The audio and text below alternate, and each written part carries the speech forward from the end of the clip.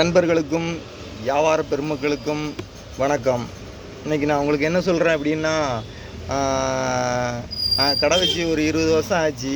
நம்ம அந்த அட்டை பெட்டி வருது இல்லை, நம்ம பிஸ்கெட்டில் உள்ள அட்டை காலி பெட்டி, அந்த பெட்டி நம்ம எடைக்கு போட்டுட்ருக்குறோம். ஆமாம், 2 நாளைக்கு ஒரு டைம் அந்த மாதிரி போட்டுட்ருப்போம். ஆமாம், ஒருத்தர்கிட்ட வியாபாரம் பண்ணிகிட்டே இருக்கும். கொஞ்ச நாளில் தெரிஞ்சு போச்சு, அவர் நம்மளை ஏமாத்துறாரு.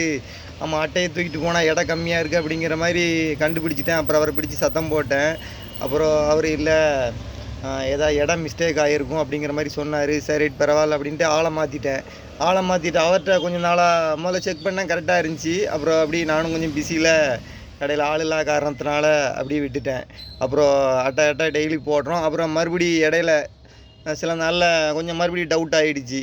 என்னடா நம்ம அட்டை இவ்வளோ போடுறோம், நம்ம காசு கம்மியாக தான் கிடைக்கிது, அட்டையும் எடை கம்மியாக சொன்ன மாதிரி இருக்குது அப்படிங்கிற மாதிரி அட்டை மறுபடி நம்ம கடையில் திராசு இருக்குது.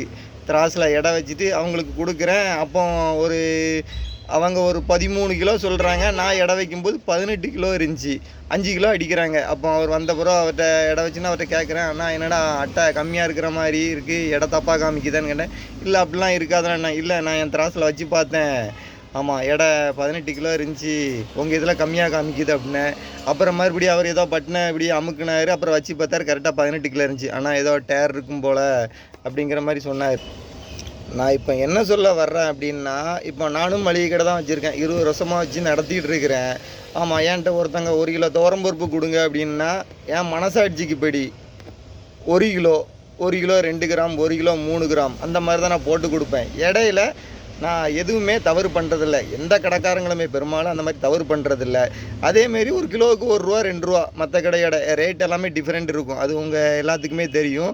அந்த மாதிரி விற்கலாம். அதை விட்டு போட்டு இடையில கம்மி பண்ணால் அது வியாபாரத்துக்கு எப்படி அழகாகும்.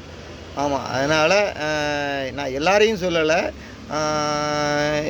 இரும்பு கடையை மெயினாக சொல்கிறேன், பழைய இரும்பு கடை. ஆமாம், அந்த மாதிரி தான். நான் ஒரு நியூஸ் சேனல்காரன்ட்ட கூப்பிட்டு கேட்டேன், ஆனால் என்ன பண்ணலாம் அப்படின்னு கேட்டேன்.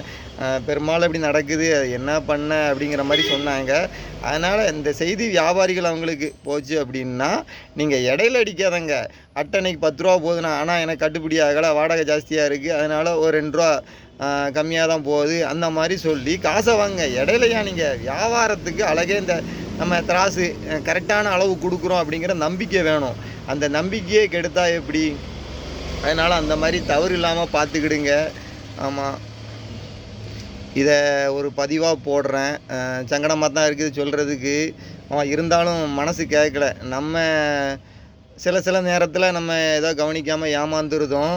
ஆமாம், பலரும் அந்த மாதிரி சொல்கிறாங்க. ஆனால் அந்த கடைக்கு போனால் எச்சா கிடைக்குது அப்படின்னு சொல்கிறாங்க.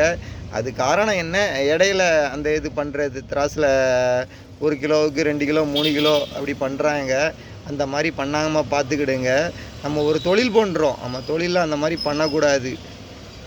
இப்போ எல்லாம் வாடகை எல்லாம் ஜாஸ்தி ஆகிடுச்சு. அதனால் ஒரு எடைக்கு ₹1 2 ஆனால் இவ்வளோ தான் போகுது, எனக்கு கட்டுப்படி ஆகாது அப்படின்னு கேட்டு வாங்கிக்கிட்டு இடையில இந்த மாதிரி பண்ணாதீங்க. ஆமாம், அது தொழிலுக்கு நல்லதில்லை. நன்றி, வணக்கம்.